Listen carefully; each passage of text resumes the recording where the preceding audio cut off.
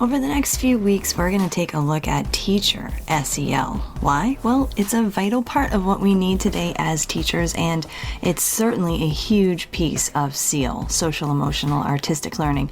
So plug yourself in and let's get rocking.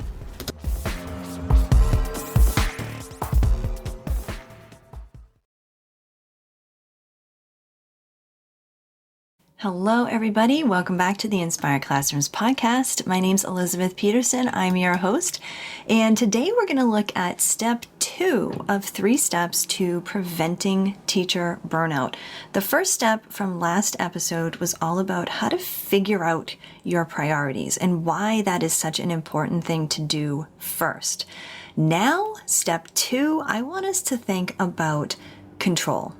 Now, this whole idea of control is a huge lesson within both SEL courses, both SEL Foundations and the SEL Teacher Training course, because it's just that important. And it can be such an eye-opener for so many, not just teachers, but people, when you truly understand what kind of control you have over what kinds of things. So think about that for a second. There are some things that we have control over, and then there are some things that we do not. Some things that we cannot control. So what you're going to do for step 2, now that you've figured out some of your priorities, is I want you to actually make a list, 2 lists of 1, things that you can control, and then 2, things that you can't control. Let me give you a couple of examples just to kind of get your juices flowing on this. Okay, so for example, things that we can control. How about how you teach an actual lesson in your classroom? Maybe you don't have control over what you teach, but maybe you have a little control over how you can teach some of the lessons in your classroom. You can control the time that you leave school. You can also control your reactions to others. And you can also control how you use your time. Now, these are things all on my I can control list and things that I have to remember from time to time as I'm going through my day-to-day. All right, now let's think about some of the things that you can't control, or some of the things that, people in general, maybe we can't control these things. Here's a big one. You can't control what others think of you, right? You have absolutely no control over that. Once you realize that, that can be a very freeing thing.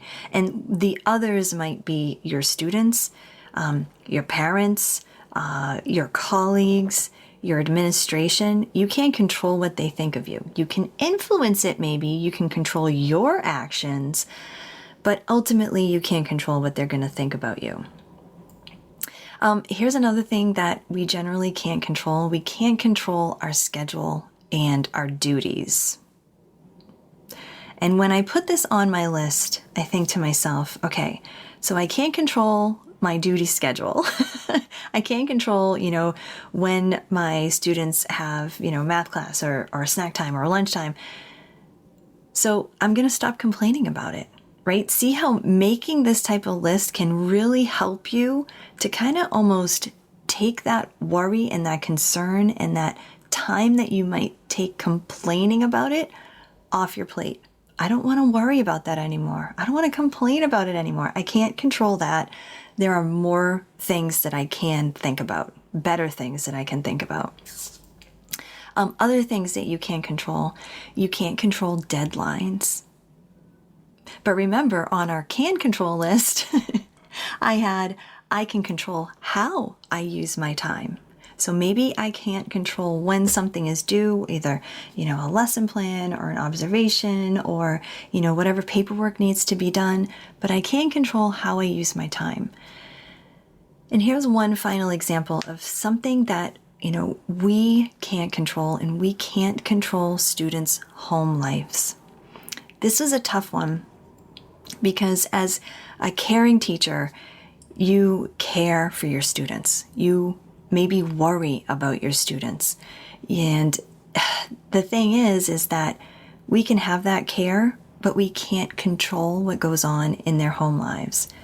What we maybe can control is getting them assistance or services that they need, either when they're in the school day or maybe even outside of the school day.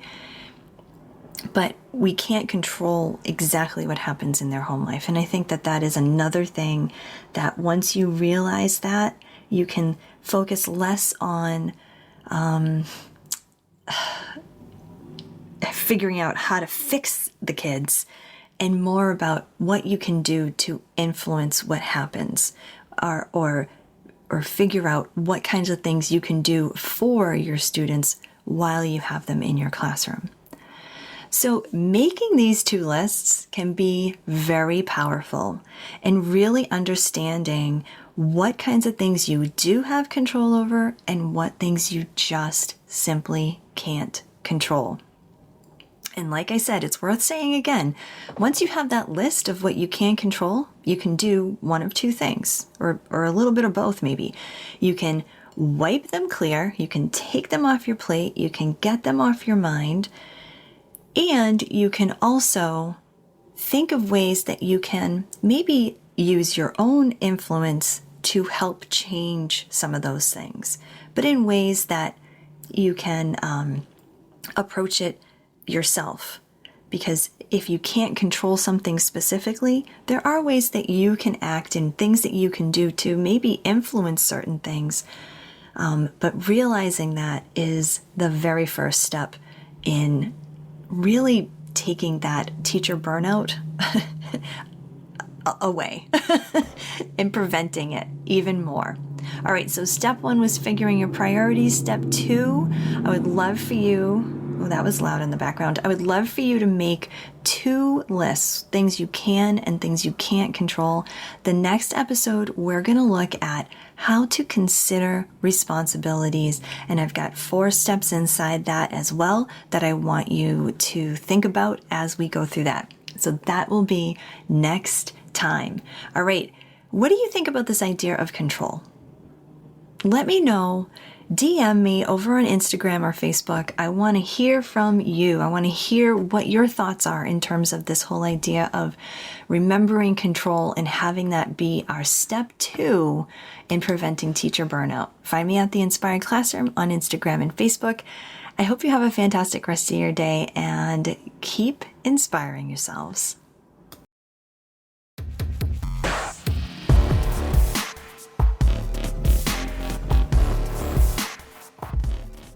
Thanks so much for listening. Please be sure to subscribe as we continue talking about arts, learning, and in this collection of episodes, Teacher SEL.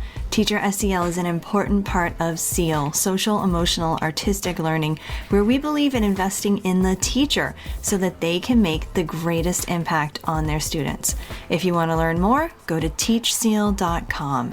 My name's Elizabeth Peterson, reminding you to get inspired so that you can be inspiring to your students.